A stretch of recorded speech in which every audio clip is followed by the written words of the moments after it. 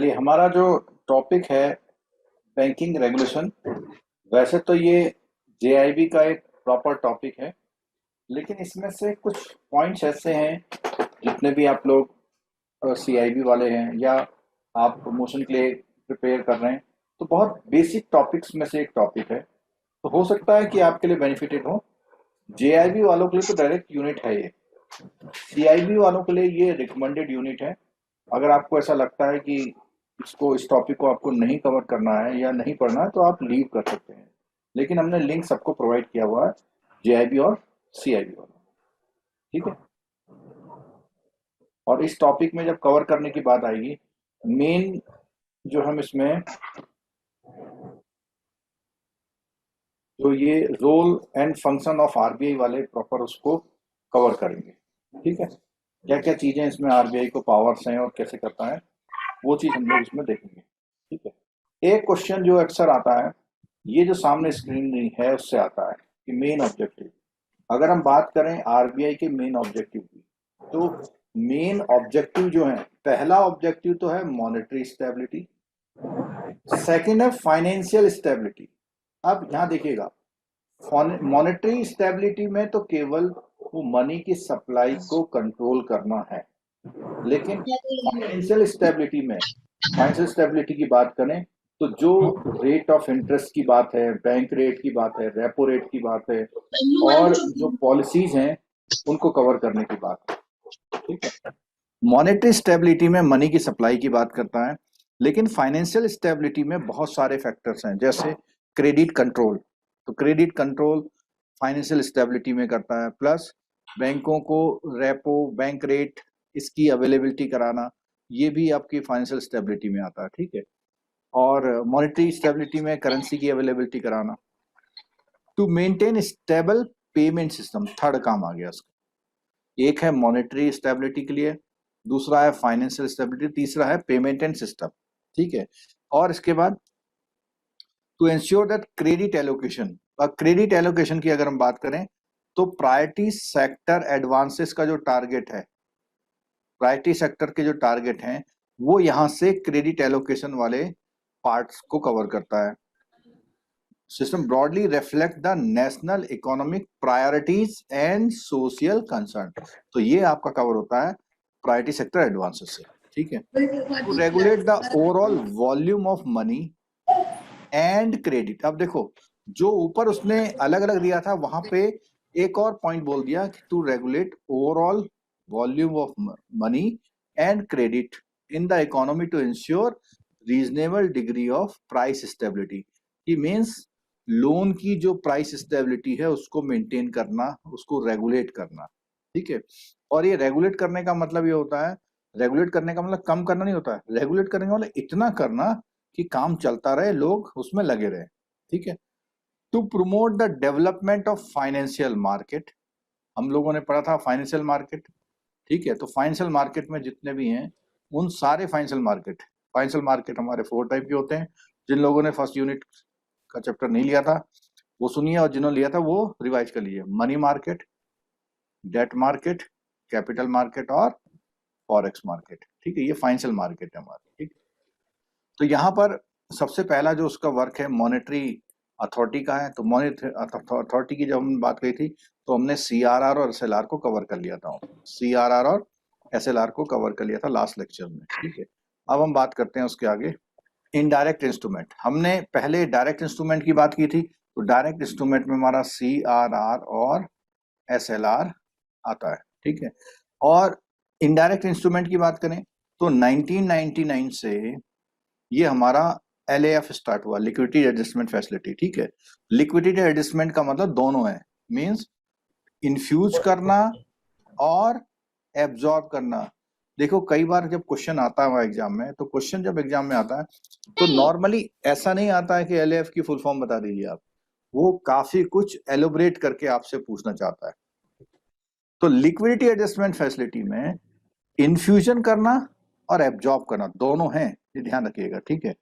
On A repurchase basis. अब repurchase basis में वो एब्जॉर्ब करता है। ठीक है। थ्रू रेपो और liquidity injection.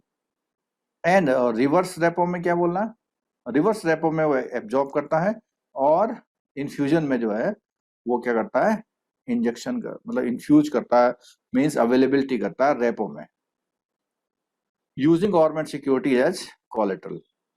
Under LAF repo rate bank can borrow from RBI at the repo rate by pledging government security over and above the stated। अब यहाँ पे एक बात बहुत इंपॉर्टेंट आ गई, वो कौन सी सिक्योरिटीज को प्लेज करता है। इसने बोला ओवर एंड अबव, मीन्स अगर उसके पास 18% से ज्यादा सिक्योरिटीज हैं तो जो एक्सेस सिक्योरिटी है उसी को प्लेज कर सकता है। SLR के लिए एलिजिबल सिक्योरिटी जो उसने रखी हुई है उसको नहीं। सपोज कीजिए कोई बैंक 22% की सिक्योरिटी रखता है, SLR सिक्योरिटी जो SLR में एलिजिबल है, तो वो 4% को वहां पर यूज कर सकता है। ठीक है, रेपो रिवर्स रेपो में तो इसमें क्या करता है, determine the corridor for short term money market interest rate. Short term के जो मनी मार्केट के इंटरेस्ट रेट हैं वो रेपो से डिसाइड होते हैं। In turn this is expected to trigger movement in rates in other segment of the financial market and the real economy. तो इसका मतलब ये बोलता है कि इसी रेपो रेट से ट्रिगर होते हैं जो भी मूवमेंट, अगर मूव हो रहे हैं तो वो मूव हो रहे हैं इसकी वजह से। ठीक, फिर नेक्स्ट आता है ओपन मार्केट ऑपरेशन, OMO, और right outright sales purchase of government securities in addition to LAF। तो LAF के अलावा, तो LAF में जो बात कर रहे हैं, LAF में बात कर रहे हैं जो RBI प्रोवाइड करता है, लेकिन LAF के बाद में अगर कुछ भी कोई भी ट्रेडिंग हो रही है तो उसको हम ओपन मार्केट ऑपरेशन बोलते हैं। और इसमें क्या, as a tool to determine the level of liquidity over the medium term. तो आपको पता है कि जो आपका रिवर्स रेपो या रेपो की बात है वो शॉर्ट टर्म की बात हो रही है, OMO में वो मीडियम टर्म की बात करता है। ठीक है, और 2012 RBI has been using this instrument as a pure LAF liquidity instrument। किसी ने कोई क्वेश्चन पूछना चाहा है, मैं माइक ऑन कर रहा हूं। सर कॉरिडोर का मतलब क्या है, जहाँ पर सेम टाइप का काम होता है? कॉरिडोर का मतलब होता है जहां पे बीच में कोई डिस्टरबेंस ना हो। जैसे मैं बताता हूं आपको, आपने वो सुना होगा पाकिस्तान में ये क्या करतारपुर साहिब कॉरिडोर, तो वहां से वहां तक जाने में बीच में कोई भी ब्रांचेज नहीं है।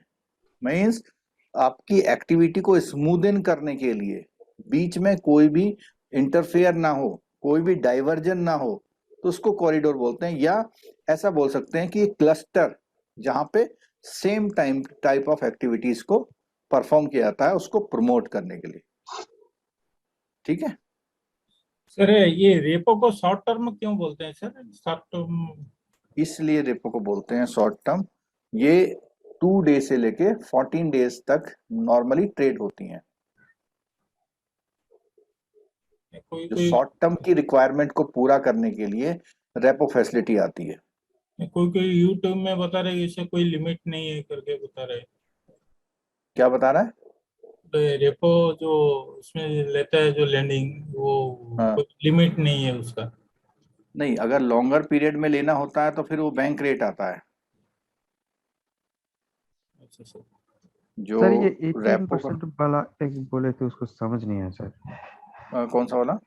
वो सर 18% वाला ऊपर अच्छा, में वो स्क्रीन में वो है मैं बता देता हूँ आपको। वो मैं इनका पहले आंसर दे दूं ओके कि सर। जो है टर्म ऑफ रेपो रेट के बारे में बोलते हैं।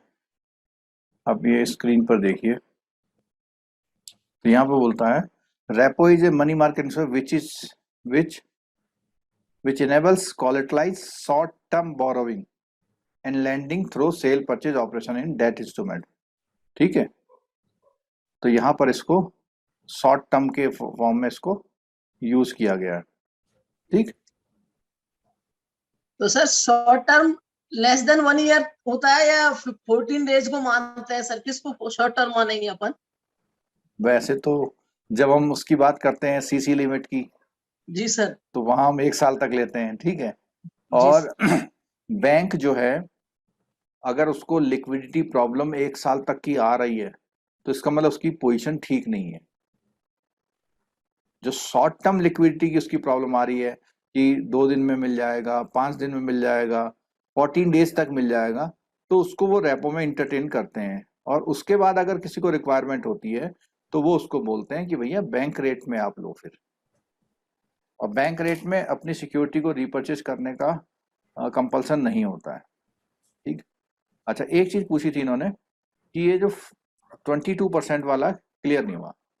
देखिए, अगर आपका 1000 करोड़ का एनडीटीएल है, तो आपको 18% का मीन्स 180 करोड़ का क्या रखना पड़ेगा, एसएलआर वाली सिक्योरिटी रखनी अच्छा। पड़ेगी, ठीक है। सपोज कीजिए आपने 250 करोड़ की रख ली, आपके पास अच्छा, एसएलआर के जो एलिजिबल सिक्योरिटी कितनी रख ली आपने, 250 करोड़। 250 करोड़। तो अगर आपको अचानक लिक्विडिटी का प्रॉब्लम आ गया, तो आप 180 के प्लस में जो भी है, जैसे कितनी आ रही है यहाँ पे 70 करोड़ को 70 करोड़। आरबीआई के पास ले जा करके उससे बोरोविंग रेपो में ले सकते हैं, ठीक ओके है। सर, ओके ओके सर, चलिए अब देखिए thank you sir. MSF. Sir ये जो ओएमओ है थोड़ा बताएंगे? हाँ, ये मैडम ने पूछा हुआ है कि इसका ओएमओ वाला पूछा हुआ है। यहाँ बोला हुआ है since 2012 RBI has been using this instrument as a pure LAF liquidity instrument। Means पहले क्या था कि रेपो और जो रेपो का जो पूरा फंक्शन है वो और ओएमओ फंक्शन अलग अलग ट्रीट करते थे। अब उसने बोला हुआ है कि ओएमओ को भी आरबीआई एक एलएएफ इंस्ट्रूमेंट की तरह यूज कर रहा है। इट मीन्स अब जो भी सिक्योरिटी के अगेंस्ट फंडिंग लेते हैं, चाहे वो आरबीआई से लें चाहे कहीं से भी लें, उन सबको उसने एलएएफ में ले लिया है, ये कहना चाह रहा है यहाँ पे, ठीक है। चलिए एमएसएफ में, एमएसएफ की अगर मैं बात करता हूं तो जो पुराने वीडियोस में उसको मैंने बताया, जब किसी का काम रेपो से नहीं होता है, रेपो से उसका गुजारा नहीं चलता है, तो वो आरबीआई के पास भाग के दोबारा जाता है और कहता है साहब थोड़ा सा और चाहिए, मैं कल ही आपको वापस कर दूंगा, मुझे बहुत परेशानी है। तो आरबीआई उसको एमएसएफ वाली फैसिलिटी देता है, लेकिन कहता है कि मैं रेट ऑफ इंटरेस्ट आपका रेपो से ज्यादा चार्ज करूंगा, और रेपो का जो इंटरेस्ट है वो 4 है। तो आज के टाइम में जो एमएसएफ का रेट है वो 4.24%, ठीक है, 4.24%, क्लियर है, ठीक। और एक चीज इसके साथ साथ, अभी आपका 2% आपका जो एनडीटीएल है उस पर आपको उतना फैसिलिटी मिल जाएगा। और ये जो लिखा हुआ 100 बेसिस पॉइंट अबव, अब ये पॉइंट मतलब 25 बेसिस पॉइंट अबव है। कई लोग, जो लोग न्यू हैं यहाँ पे सुनिएगा कि 100 BPS 100 BPS is equal to 1% होता है, तो 25 बीपीएस इज इक्वल टू 0.25% होगा, ठीक है। 1-2 बार ये क्वेश्चन पूछा गया आपके एग्जाम में, ठीक। आगे देखिए मिनिमम रिक्वेस्ट, इसमें 1 करोड़ और 1 करोड़ के उसमें होता है मल्टीपल में। और अब आता है बात बैंक रेट की। तो सीआईबी वाले हैं, आपका एबीएम में मॉनेटरी पॉलिसी का जो चैप्टर है ये उसके पॉइंट्स चल रहे हैं। अगर वहां नहीं भी लिखे हैं तो भी आपके एग्जाम में पूछता है, तो समझ लीजिए वो कोर्स कवरेज में आता है। बैंक रेट, बैंक रेट में क्या है, RBI is ready two by और रीडिस्काउंट बिल ऑफ एक्सचेंज और अदर कॉमर्शियल पेपर, ठीक है। रेपो में वो कहता है कि आप मुझको अपनी सिक्योरिटी दीजिए और उतने डेज बाद वापस ले लीजिए, लेकिन यहां पर क्या है, वो रीडिस्काउंट कर देता है। आपने जो बिल ऑफ एक्सचेंज या कॉमर्शियल पेपर को डिस्काउंट किया हुआ है उसको रीडिस्काउंट कर देता है, ठीक है, और वापस लेने का ऑप्शन इसमें नहीं रखता। It also signals the medium term instance of the monetary policy. यानी बैंक रेट की जब बात करते हैं तो वो मीडियम टर्म इंस्टांस में आता है, और रेपो जो आता है वो शॉर्ट टर्म में आता है। ठीक है, चलिए नेक्स्ट पॉइंट आया MSS, मार्केट स्टेबलाइजेशन स्कीम। तो इसमें क्या हुआ कि जो ट्रेजरी बिल्स का इशू करना है और dated security over and above the normal marketing borrowing program of central government for absorbing excess liquidity, means वो नॉर्मल प्रोग्राम उसका आता रहता है, जैसे उसके ट्रेजरी बिल वगैरह आए हैं, आपने ले लिए, सब कुछ हुआ, लेकिन कभी गवर्नमेंट को मालूम होता है कि मार्केट में बहुत पैसा घूम रहा है, तो वो अट्रैक्ट करते हैं, अपने स्पेशल ट्रेजरी बिल निकालते हैं और उस एक्सेस मनी को एब्जॉर्ब करने के लिए जो वो काम करते हैं उसी को हम मार्केट स्टेबलाइजेशन स्कीम कहते हैं। ठीक है, the RBI maintains a separate MSS cash balance of government which is not the part of the consolidated fund of India. अभी आपको बताएं कि ये जो कंसोलिडेटेड फंड ऑफ इंडिया है, इसमें से मेरे ख्याल से 4 लाख या 5 लाख करोड़ जो कंसोलिडेटेड फंड था RBI के पास, वो गवर्नमेंट ने क्या कर लिया है। ये न्यूज़ सुनी थी अभी कभी आपने, 1 आध साल पहले? जो कंसोलिडेटेड फंड है इंडिया का, उसमें से गवर्नमेंट ने फंड जो है क्या कर लिया, यूज कर लिया है। 1,80,000 करोड़। ये आप स्क्रीन पे देखिए जरा। सर हमारा एक क्वेश्चन है सर, जो MSF में जो 2% रिफाइनेंस करते हैं ना RBI, तो वो जो 18% है उसके अंडर से कर सकते हैं, उससे अबव होगा तब कर सकता है? 80% कौन सा? SLR वो नहीं है 18% का मार्जिन कैप? नहीं, तो उससे कम में से भी करवा सकता है या उससे नहीं ऊपर कर रहेगा? सकते, नहीं कर सकते। अगर आपका 18% एटलीस्ट है तो उसके ऊपर जो है उस सिक्योरिटी को आप RBI को दे करके MSF का फैसिलिटी ले सकते हैं, या रेपो का ले सकते हैं। मतलब रेपो लेना हो या MSF लेना हो, आपको 18% जो SLR है उससे ऊपर का सिक्योरिटी यूज कर सकते हैं। Okay sir. अगर आपने SLR सिक्योरिटी का ही यूज कर लिया तो इसका मतलब आपने अपना फंड नहीं क्रिएट किया है, मतलब वो 18% नहीं किया हुआ है।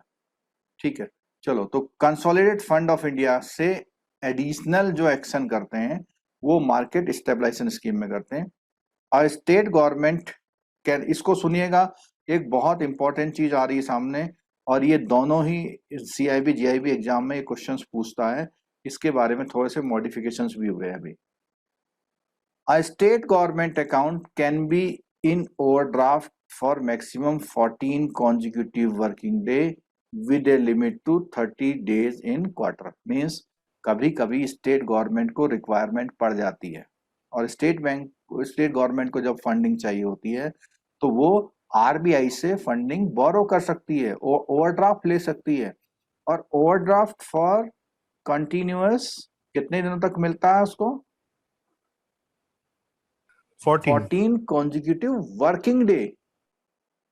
अगर बीच में 3 दिन का हॉलीडे है तो उसे हटा दीजिए आप, ठीक है, लेकिन एक क्वार्टर में वो मैक्सिमम कितने दिन तक ले सकती है?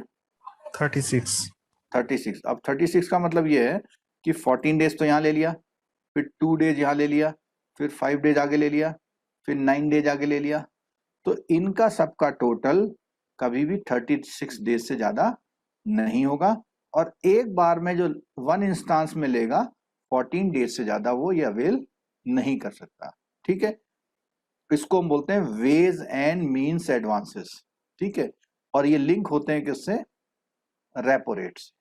ठीक है, surplus balance of state government are invested in government of India 14 day intermediate treasury bill in accordance with the instruction of the state government. अब ये बात सुनिएगा, पहले तो बोलता है कि स्टेट गवर्नमेंट क्या कर सकती है? बोरो कर सकती है। ये जो WMA एडवांसेस है ये स्टेट गवर्नमेंट की बोरोइंग है। ठीक है, सेकंड स्टेटमेंट में बोलता है कि अगर उसके पास क्या है? सरप्लस है, अगर उसके पास क्या है, सरप्लस है, तो उस सरप्लस मनी को वो किसको दे सकती है, जो सरप्लस बैलेंस है उस मनी को किसको दे सकती है, वो आरबीआई को, आरबीआई को दे सकती है।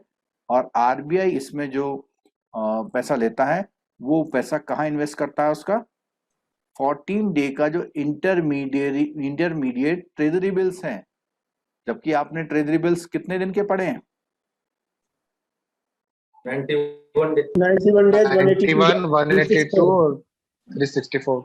3 तरह के पढ़े हैं ना आपने, लेकिन इसके लिए स्पेसिफिक ट्रेजरी बिल निकालता है। और जैसे हम लोगों ने पढ़ा था कि अगर बैंक के पास लिक्विडिटी ज्यादा होती है तो बैंक किससे लेता है, मतलब बैंक किसको देता है, आरबीआई को देता है। ठीक है, ऐसे गवर्नमेंट के पास भी तो ज्यादा हो सकता है पैसा, तो गवर्नमेंट अपना जो यूज करती है वो कहाँ करती है, वो आरबीआई को दे देती है। ठीक है, और इसके बारे में थोड़ा और बताऊंगा मैं, क्योंकि इसका क्वेश्चन मुझे लगता है इम्पोर्टेंट है और इसमें कुछ थोड़ा सा बदलाव भी आए हैं, उसको देख लेते हैं हम लोग। सर जो ये वाला जो पैसा है वो जिन स्टेट गवर्नमेंट के पास एक्स्ट्रा पैसा पड़ा होता है उनको इकट्ठा करके ये वाला पैसा बनता है, कंसोलिडेट फंड, ये वाला जो मार्केट स्टेबलाइजेशन जो स्कीम है, जो ये हाँ। पैसा बता रहे हैं कि एक्सेस ठीक, जो अब्सॉर्बिंग करने के लिए जो स्टेट गवर्नमेंट के पास एक्स्ट्रा पैसा हुआ, सपोज करो 4 स्टेट गवर्नमेंट के पास एक्स्ट्रा पैसा हुआ, हाँ। वो इकट्ठा होके ये तब फंड बनता है। नहीं, अब मैं इसको दो तरह से बताता हूँ। देखो, मार्केट स्टेबलाइजेशन स्कीम का मतलब ये है, एक तो पहली बात तो उसने बैंक के लिए करी थी जब हम मॉनेटरी पॉलिसी पढ़ रहे थे। मॉनेटरी पॉलिसी का जो पर्पज है वो किसके लिए है, बैंक के लिए। बैंक को जरूरत है तो ले जाओ, बैंक के पास एक्सेस है तो दे जाओ, लेकिन बैंक के अलावा सरकार के पास भी पैसा, पब्लिक के पास भी पैसा बहुत होता है। उस पैसे को, उस सरप्लस को एब्जॉर्ब करना, या सरकार को अचानक जरूरत पड़ जाए तो सरकार को उधार देना, वो एमएसएस स्कीम का पार्ट होता है। और इसमें जो भी पैसा एब्जॉर्ब करना या जो भी पैसा उनको बांटना है, तो उनको करने के लिए ये वाला प्रोसेस शुरू करती है एमएसएस वाला, क्योंकि रेपो की जो फैसिलिटी है वो बैंकों वगैरह के लिए है, इनके लिए अवेलेबल नहीं है। एक चीज और देखिए जरा स्क्रीन पे, ये मैं सर्कुलर दिखा रहा हूँ आरबीआई का, वेज एंड मीन्स एडवांसेस का है, और मैं बार बार आपसे बोल रहा हूँ इसमें से कोई क्वेश्चन पूछ सकता है। ठीक है, जरा आप स्क्रीन पर देखिए कि ये 27 सितंबर का ये है, और आपके सिलेबस में आपको पता है कब तक आएगा एग्जाम, 31 दिसंबर तक बोला हुआ है। ठीक है, तो इसमें क्या किया, देखो ध्यान से देखिएगा।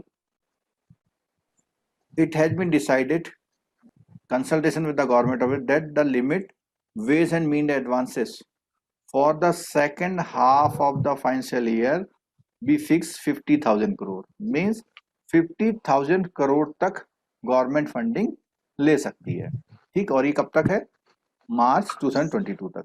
क्यों, क्योंकि लिक्विडिटी की प्रॉब्लम है गवर्नमेंट को, तो गवर्नमेंट को अलाउ कर दिया। और क्या बोला इसने, may trigger fresh flotation of market loan when the government of India utilize 75% of the W, means अगर गवर्नमेंट ने इस लिमिट का 75% यूज कर लिया तो हो सकता है कि वो और भी पैसा दे देगी, मीन्स गवर्नमेंट को पैसों की कमी नहीं होनी चाहिए। RBI retains the flexibility to revise the limit any time in consultation with the government of India, taking into consideration the prevailing circumstances. और अगर हम बात करें जब भी कोई फंडिंग ले रहा है तो WMA में ले रहा है तो उसे कितना रेट लगा रहे हैं, रेपो रेट, यानी 4% का। ठीक है, लेकिन अगर वो ओवरड्राफ्ट फैसिलिटी ले रहा है तो उसमें 2% अबव रेपो, रेपो प्लस 2% में ओडी फैसिलिटी दे सकते हैं। और ओडी फैसिलिटी के लिए एक रूल बना दिया, क्या बनाया, कंटिन्यूअस 14 डेज के लिए लेते हैं आप, या क्वार्टर में 36 डेज के लिए लेते हैं।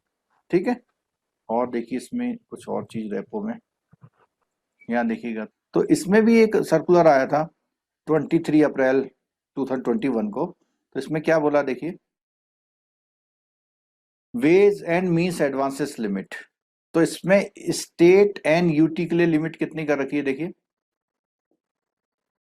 स्टेट एंड यूनियन टेरिटरीज के लिए 47010 करोड़, ठीक है, और is still prevalent the existing interim 51 crore for all UT shall continue for 6 month. तो उन्होंने इतनी लिमिट 6 मंथ के लिए और एक्सटेंड करी थी उस समय पे, ठीक है। यहाँ पे देखिए तीनों के रेट्स दिए हुए हैं यहाँ पे। एक तो हो गया स्पेशल ड्राइंग फैसिलिटी, आपने एसडीआर का नाम सुना है कभी? एसडीआर, कोई इकोनॉमिक्स वाले लोग हैं यहाँ पे? Special drawing power, stationary deposit ratio. नहीं, दोनों चीज नहीं है। Special drawing rights. बिल्कुल ठीक। एसडीआर कहाँ से मिलते हैं पता है? कौन सी कंपनी देती है? ये तो नहीं पता। हाँ, आईएमएफ देता है। आईएमएफ ने हर कंट्री को स्पेशल ड्राइंग राइट दिए हुए हैं, यानी आपकी एक लिमिट बना रखी है, और ये लिमिट बिल्कुल वैसी है जैसी कि WMA है। WMA की लिमिट सरकार को आरबीआई देता है, और एसडीआर की लिमिट कंट्री को आईएमएफ देता है, ठीक है। तो ये इसमें जो रेट्स हैं देखो, जो एसडीएफ लेंगे तो उसने बोला कि if availed against net annual incremental investment in CSF and GRF, तो दो तरह की सिक्योरिटी में जो इन्वेस्टमेंट है उसके अगेंस्ट में अगर आप ले रहे हैं तो आपको रेपो -2 में मिल रहा है, ठीक है। ऐसे यहाँ गवर्नमेंट सिक्योरिटी और ट्रेजरी बिल्स में है तो उसमें बोल रहा है रेपो -1%, यानी ये 2% में और ये 3% में। लेकिन अगर आप WMA में ले रहे हैं तो WMA में भी बोला हुआ इसने कि अगर आप अप टू 3 मंथ तक ले रहे हैं, ठीक है, तो उसमें बोल रहा है रेपो रेट और बियॉन्ड 3 मंथ ले रहे हैं। क्या है? इसका एग्जैक्टली फुल फॉर्म मुझे समझ में नहीं आ रहा। CSF, इन्वेस्टमेंट इन CSF रिजर्व फंड, GRF से कुछ गवर्नमेंट रिजर्व फंड, कुछ ऐसा कुछ हो सकता है, ठीक है। इसमें कहीं दिखा नहीं रहा है, ठीक है। चलो अब यहाँ पर देखिए, अगर ओडी लिमिट लेते हैं तो हमने पहले देख लिया था कि नॉर्मल केस में तो 2% है, लेकिन अगर आपने ओडी, ये ओडी 100% से ऊपर जाना समझते हैं आप क्या है? जैसे आप लोगों के वहां कौन सी ओडी होती है? मान लिया आपने 10 लाख की लिमिट बनाई है तो उसको 20% तक क्या दे सकते हैं? 20% ओडी दे सकते हैं। तो अगर ऐसा केस हो गया तो उसमें रेपो +5% है, मीन्स 4 + 5%, यानी 9% चार्ज लगेगा, जिसको एक तरह से क्लीन ओडी बोल देते हैं हम लोग। जब हम क्लीन ओडी बोलते हैं तो उसमें रेट ऑफ इंटरेस्ट क्या होता है? बहुत ज्यादा हो जाता है, ठीक है। चलिए वापस चलते हैं टॉपिक की तरफ। चलो, इश्यूअर ऑफ करेंसी में ज्यादा बात नहीं करेंगे, सब आपको पता है कि मैक्सिमम, बस ये ध्यान रखना कि मैक्सिमम जो सबसे बड़ा नोट है वो 10,000 तक गवर्नमेंट छाप सकती है, ठीक है। और कॉइन में बोला हुआ है इसने कि कॉइन में अभी 50+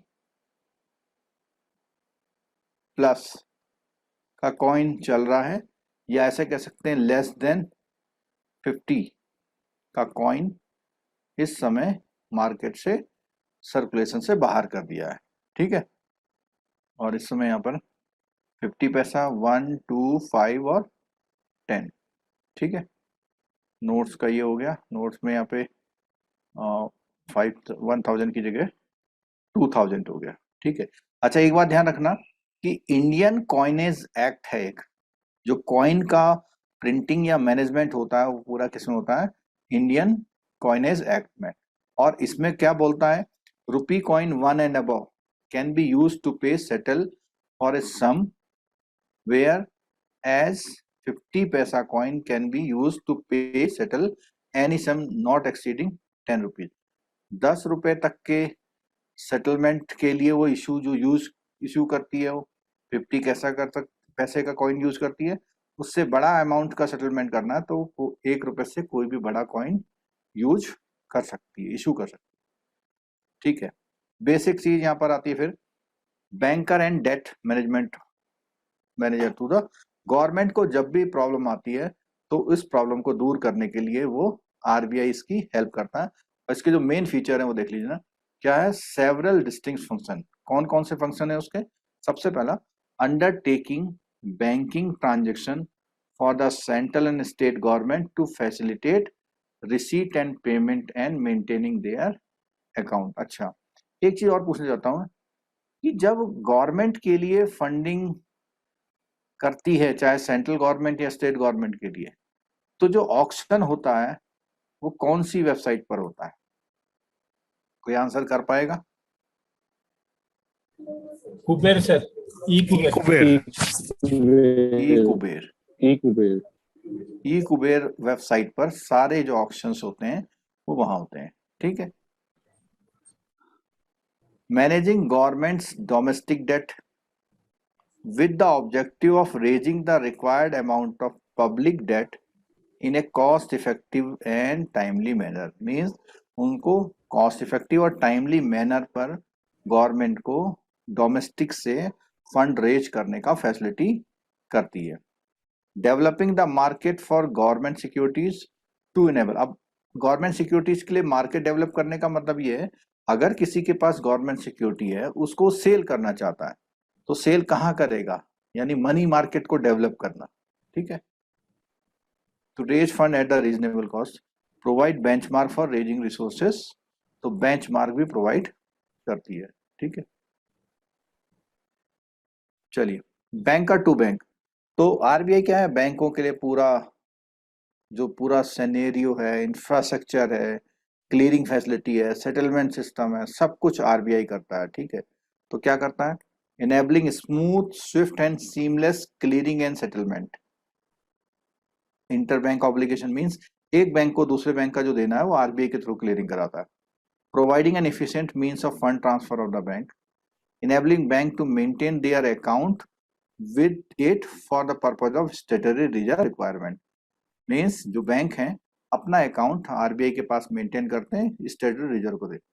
Acting as a lender of the last resort. Lender of the last resort मैंने थक हार के बैंक जब उसे बहुत मदद चाहिए होती है तो वो आरबीआई के पास जाता है। और आप बताएंगे जो ऐसी मदद आरबीआई करता है वो कौन सी वाली मदद है? एमएसएफ वाला, repo and reverse repo. Repo और एमएसएफ जो है फैसिलिटी, मतलब उससे वहां से मदद मिल जाती है, LF लेकिन लिमिट है उसकी। एक्सक्यूज सर, सर हाँ, ये जो रेपो जो फंड होता है आरबीआई का पास, वो कहाँ से लेके आता है? फंड कहाँ से लाता है? हाँ सर। बहुत अच्छा क्वेश्चन पूछा आपने। कोई आंसर दे पाएंगे आप लोग? सर एक जो दो question फिर से रिवर्स रेपो वाला बैंक के पास जिसमें surplus सरप्लस होता होता है, सर बैंकों के पास जो सरप्लस होता है वो मनी। ठीक है। अगर आप मेरे लेक्चर में ओल्ड लेक्चर में देखें इस रेपो वाला लेक्चर, तो उसमें बिल्कुल साफ साफ समझा रखा है कि जब मार्केट में जाते हैं बैंक, कुछ बैंक अपना मनी लेके जाते हैं, कुछ बैंक मनी लेने जाते हैं। तो वो जो मनी देने जाते हैं उनका पैसा जो लेने जाते हैं उनको देता है, और जो देने जाते हैं वो रिवर्स रेपो पर देने जाते हैं, रिवर्स रेपो। और रिवर्स रेपो में रेट क्या है इस समय? 3.35 और 3.35 रेपो में कितना है? 4 तो जो बैंक देते हैं उसको 3.35 पर देते हैं और आरबीआई उनको 4 पे देता है। उसके अलावा आरबीआई के पास अपने फंड्स भी होते हैं, उन फंडों को भी वो यूज कर सकता है। ठीक है। उन फंड को कहाँ से आते हैं सर? सर बॉन्ड निकल के, क्या करके? सर वो जो बॉन्ड निकालते हैं, नहीं, बॉन्ड तो निकाल करके वो सेंट्रल गवर्नमेंट के लिए पैसा इकट्ठा करता है। ट्रेजरी बिल निकालेगा तो भी सेंट्रल गवर्नमेंट के लिए निकालेगा, लेकिन आरबीआई के पास अपना भी पैसा होता है जो फाइनेंशियल स्टेबिलिटी को यूज करने के लिए गवर्नमेंट ऑफ इंडिया उसके पास रखती है अपने पास। ठीक है, चलिए। रेगुलेटर ऑफ बैंकिंग सिस्टम को पूरा रेगुलेट करता है। इस स्क्रीन को ध्यान से देखिएगा जरा। तो आरबीआई जो करता है कंट्रोल और रेगुलेट करता है, किसको करता है? कॉमर्शियल बैंक को करता है, जितने भी कॉमर्शियल बैंक हैं, और उसके अलावा जो भी ऑल इंडिया फाइनेंशियल इंस्टीट्यूशन है उनको भी कंट्रोल करता है। और उसमें कौन कौन से इंस्टीट्यूशन है जिनको कंट्रोल करता है? उसमें आपका एग्जिम हो गया, नाबार्ड, एनएचबी और सिडबी। ये जो हमने क्लास लिया था इन सब के बारे में आपको बताया था। अर्बन कोऑपरेटिव बैंक है, और इसमें जो सेंट्रल और स्टेट में रजिस्टर्ड कोऑपरेटिव सोसाइटीज हैं उनको कंट्रोल करता है। आरआरबी को करता है, डीसीसीबी को करता है, एससीबी को करता है, ठीक है। लेकिन यहाँ पर एक बात देखिएगा, supervisory powers for these institution vest with RBI, means supervision NABARD करता है, लेकिन रेगुलेशन कौन बनाता है? आरबीआई। इस पॉइंट को समझिएगा। सुपरवाइजरी पावर किसके पास है? नाबार्ड के पास, लेकिन रेगुलेशन कौन बनाता है? आरबीआई। आरबीआई। ये दोनों में बेसिक डिफरेंस क्या है? किसमें? Supervisory power and regulatory power. Basic regulation का मतलब है जो ओवरऑल बैंकिंग रेगुलेशन है, जैसे क्लीयरिंग का मेंबर होना, उसके साथ क्लीयरिंग का एसजीएल अकाउंट खोलना, और वो किस किस मार्केट में पार्टिसिपेट कर सकते हैं, ठीक है। रूल्स बना दिए, लेकिन उन रूल्स को बनाने के बाद उन रूल का फॉलो हो रहा है या नहीं हो रहा है, ये कौन देखता है? नाबार्ड। लेकिन इस बैंक में ए और बी में सीधे आरबीआई का ऑडिट होता है, जबकि आरआरबी और डिस्ट्रिक्ट कोऑपरेटिव और स्टेट कोऑपरेटिव में जो ऑडिट होता है वो नाबार्ड का ऑडिट होता है, ठीक है।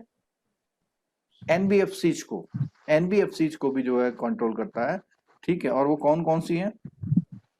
Only certain type of NBFC are regulated by RBI, और जो एसेट फाइनेंस कंपनी है, कोर इन्वेस्टमेंट कंपनी है, इंफ्रास्ट्रक्चर डेट फंड है, माइक्रो फाइनेंस इंस्टीट्यूशन है, एनबीएफसी फैक्टर्स हैं, मॉर्गेज कंपनीज हैं, नॉन ऑपरेटिव फाइनेंशियल लोन, इन सबको कंट्रोल करता है।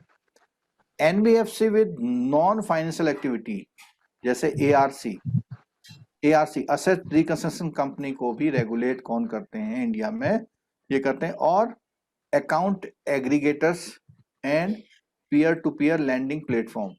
तो अकाउंट एग्रीगेटर का मतलब ये है जब कोई मर्जर एक्विजिशन होता है, तो मर्जर एक्विजिशन में कोई कंपनी जो सबके अकाउंट को मर्ज करती है उनको भी रेगुलेट करने का काम, उन एनबीएफसी को भी रेगुलेट करने का काम आरबीआई करता है। और peer to peer lending platform मतलब जहां पे आपस में दो लोग अपना लैंडिंग और वो कर रहे हैं डायरेक्ट, मतलब ओपन मार्केट के लिए अवेलेबिलिटी जहां पे ना हो, तो उसको भी कंट्रोल करते हैं। और आपकी जो सिबिल है, इक्विफैक्स है, एक्सपीरियन है, ये क्या नाम लिख रहे हैं हम लोग? हाई मार्क है, ये क्रेडिट रेटिंग नहीं, एजेंसी, क्रेडिट इंफॉर्मेशन रेटिंग नहीं, क्रेडिट इंफॉर्मेशन कंपनीज है, इनको भी लाइसेंस कौन देता है? आरबीआई, ठीक है। अब बात आती है आरबीआई के रेगुलेटरी रोल के बारे में। तो रेगुलेटरी रोल के बारे में, for more effective supervision RBI adopted a regime of, ये देखना, रिस्क बेस्ड सुपरविजन। ये क्वेश्चन आ सकता है आपके एग्जाम में, risk based supervision, under which a robust of site surveillance system is used by RBI to assess the extent of various type of risk a banking exposed from analysis the host of supervisory data about the bank activity। तो जो उसका data है supervisory data, उसको observe करके analysis करके bank की activity को जान लेता है कि कुछ गड़बड़ हो रही है। The on site visit by the RBI senior supervisory manager in charge of the bank is used for the examining high risk area noticed and for broadly validating the data provided by the bank। Means bank ने जो data provide किया हुआ उसको validate करना कौन करता है? Senior supervisory manager करता है, ठीक है। और हाई रिस्क को नोटिस करना, अगर कहीं है तो उसको देखना। दूसरा, the board for financial report, इसको बोलते हैं BFS, board for financial supervision, oversee the RBI regulatory and supervisory responsibility. Is also review the risk rating of various bank, तो रिस्क रेटिंग को भी देखने का काम करता है।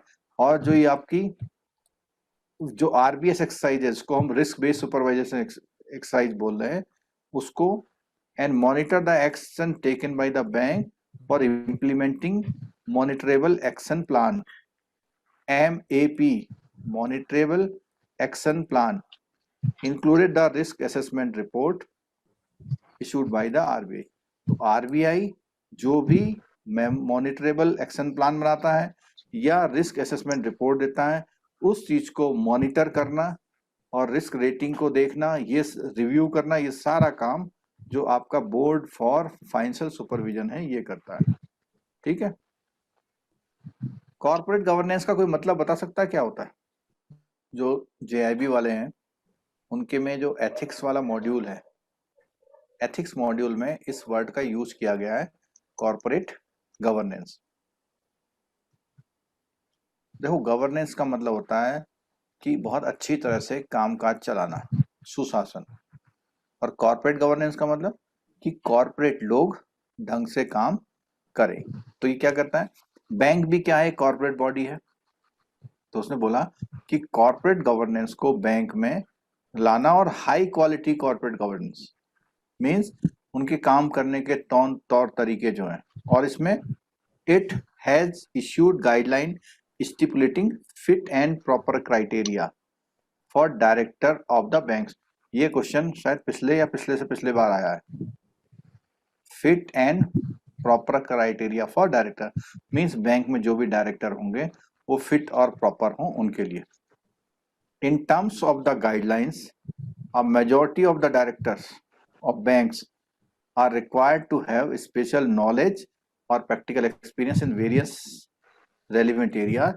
The RBI also has the power to appoint additional director on the board of the banking company. Means जरूरत पड़ेगी तो RBI अपना डायरेक्टर वहां बैठा सकता है।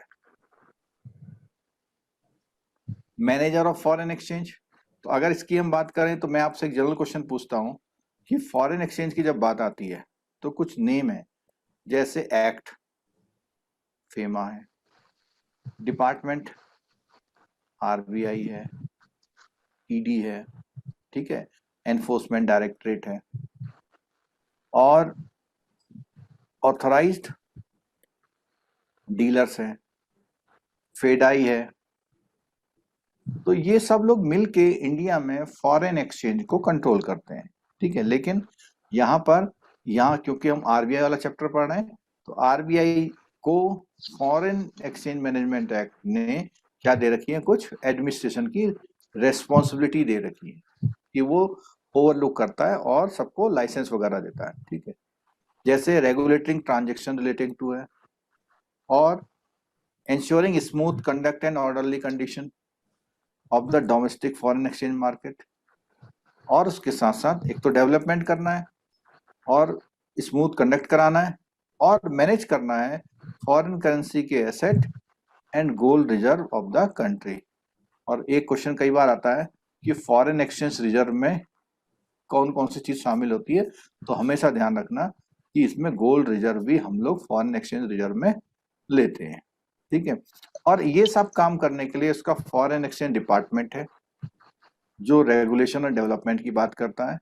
ठीक है, the foreign exchange rate reflects the demand and supply of the, तो जो भी फॉरेन एक्सचेंज के रेट होते हैं वो कैसे डिसाइड होते हैं? डिमांड एंड सप्लाई से। ठीक, bank RBI financial market department in foreign exchange market by undertaking sale purchase of the foreign currency to ease volatility in period of excess demand supply in the means अगर foreign currency के exchange की demand और supply में volatility हो रही है तो उसको stabilize करने के लिए जो फाइनेंशियल मार्केट डिपार्टमेंटर है वो काम करता है। Department of external investment and operation, तो एक्सटर्नल इन्वेस्टमेंट की बात आ रही है यहाँ पर। एक्सटर्नल इन्वेस्टमेंट से मतलब फॉरेन एक्सचेंज की बात आ रही है, ठीक है। यहाँ पर दिया हुआ है कि फॉरेन एक्सचेंज रिजर्व जो अब करीब $640 बिलियन 614 के आसपास हो चुका है।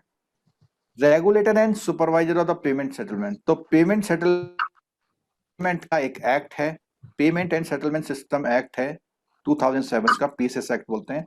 उसने जो है आरबीआई को ओवरसाइट अथॉरिटी दे रखी है। आरबीआई को बोला हुआ है तुम जो है इंडिया में पेमेंट एंड सेटलमेंट का पूरा सिस्टम बनाओगे, मेंटेन करोगे। तो बोलता है has constituted A committee on it's central board called the board for regulation and supervision of payment and settlement system. एक बोर्ड में एक कमेटी बनी है सेंट्रल बोर्ड में, वो कमेटी इस काम को देखती है। और ये जितना भी काम होता है वो most operate on the security platform Indian financial network, जिसको हम इनफाइनेट बोलते हैं। रिटेल पेमेंट की यहाँ पर जितने भी सीआईबी वाले जरा कान खोल लें, इसलिए कान खोल लें कि ये आपके कौन से पेपर में क्वेश्चन आता है, कोई बता सकता है? रिटेल में, डिटेल में ये जो सामने स्क्रीन दिख रही है आपके, ये सीआईबी वालों के रिटेल में क्वेश्चंस आते हैं इन पॉइंट से। क्या बोलता है? रिटेल पेमेंट सिस्टम की बात की तो रिटेल पेमेंट सिस्टम में क्या आता है? एक तो चेक क्लियरिंग का सिस्टम हो गया, आजकल जो सीटीएस चल रहा है, ठीक है, ईएफटी हो गया, एनईएफटी हो गया, आईएमपीएस है, और इंटरनेशनल कार्ड नेटवर्क है, चाहे वो मास्टर हो, वीजा हो या अमेरिकन एक्सप्रेस हो, रुपए का कार्ड हो। बल्क पेमेंट की बात होती है, टीसीएस की बात होती है, नैक बहुत इंपॉर्टेंट है। नैक के बारे में एक पॉइंट ध्यान रखना कि ये नैक अब जो है हॉली डेज में भी काम करता है, ठीक है, नेशनल ऑटोमेटेड क्लियरिंग हाउस, और नेशनल यूएसएसडी प्लेटफॉर्म। कोई बता सकता है क्या होता है? मैसेजिंग सिस्टम, नेटवर्क का unstructured supplementary search data, unstructured supplementary search data, unstructured supplementary service data. Service data. और इसमें खास बात है कि ये विदाउट इंटरनेट चलता है। इंटरनेट, हाँ, कीपैड वाले मोबाइल से भी होता है। अभी आपने 1 2 3 पे सुना होगा, जो 1 2 3 पे जो चला है बिना नेट वाला, वो भी इसी पे भेजते हैं, फोन में होगा। ठीक है। उसमें क्या टेक्स्ट फॉर्म में आप मैसेज करेंगे और वो उसका वो प्रोसेस करेगा, ठीक है। इंटरबैंक अकाउंट को भी मेंटेन करता है।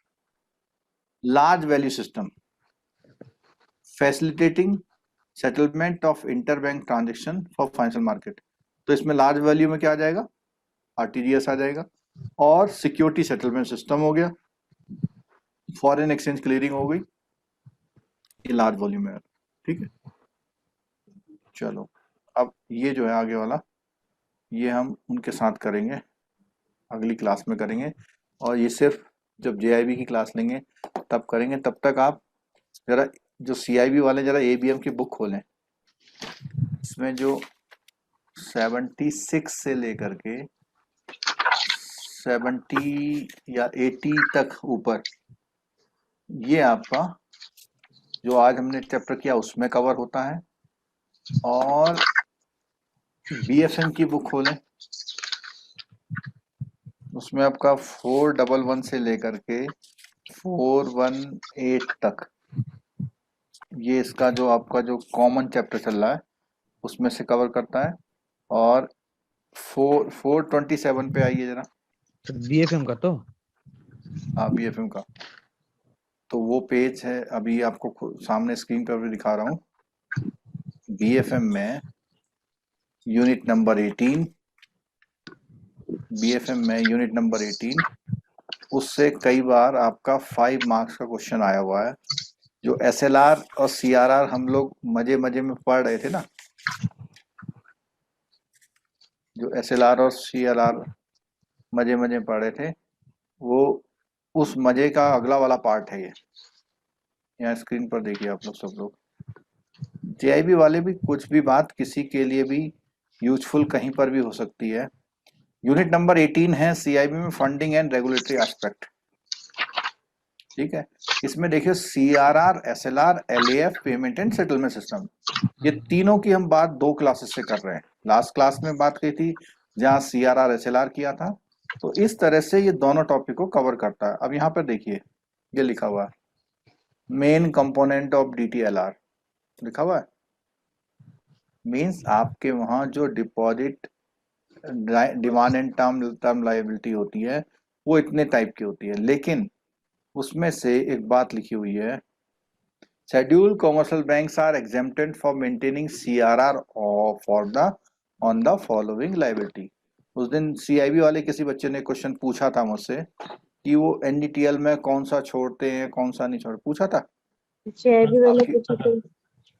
आपका अगर क्वेश्चन पेज नंबर जानना चाह रहे हैं अगर ये, तो पेज नंबर एग्जैक्टली ये है 428 पर।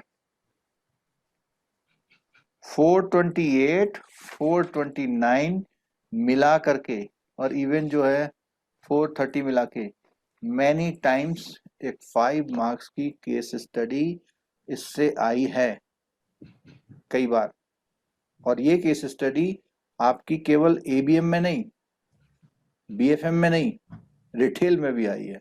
मीन्स ये टॉपिक क्योंकि मॉनेटरी पॉलिसी का पार्ट है CRR SLR, ठीक है, और इसकी जो अनाउंसमेंट है, जो CRR SLR कैलकुलेशन है वो इन पॉइंट्स पे बेस्ड है, ठीक है। तो मैं अभी यहाँ पे जो सबसे इंपॉर्टेंट बात बता रहा हूँ वो ये ना, the following liabilities are excluded from CRR stipulations, ठीक है। तो जो मैंने बताया था आपको कि जो नाबार्ड SIDBI की जो फंडिंग रखी होती है, आपका पेड अप कैपिटल है, आपका रिजर्व है, आपका रिटेन प्रॉफिट है, इस पर आपको CRR मेंटेन नहीं करनी होती, एक्सक्लूडेड है। आपके पास जो टैक्स प्रोविजन रखा है वो भी क्रेडिट बैलेंस होता है, लायबिलिटी है, उस पर भी नहीं मेंटेन करना है। आपके पास DICG ECGC के कुछ एडॉक पेमेंट कोर्ट से रखे हुए होते हैं, वो भी नहीं करने हैं।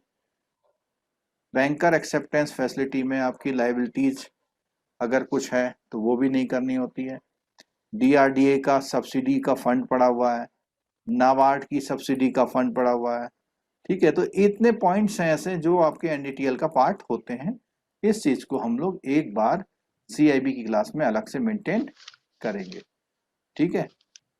एक क्वेश्चन और उस दिन हमारी चर्चा में था, bank have to maintain cash balance with RBI to meet the prescribed CRR on average during fortnight, subject to daily cash balance not falling below 90% of the amount required of the CRR। तो एक थोड़ा सा doubt हम लोगों में चल रहा था, तो यहाँ बिल्कुल क्लियर लिखा हुआ है कि जितना CRR का रिक्वायरमेंट है उसका 90% डेली कैश बैलेंस उसको रखना है एटलीस्ट, ठीक है। This will allow some flexibility to bank for mobilizing cash resources। ये देखो RBI does not pay interest, ये बात हमारी उस दिन हुई थी, ठीक है।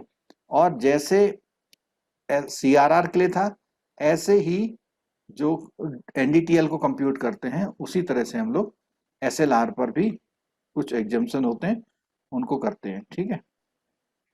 तो एक बार आपकी तसल्ली के लिए मैं ये इन चीजों को एक बार सेपरेट एक क्लास में भी ये वाला टॉपिक करा दूंगा, ठीक है।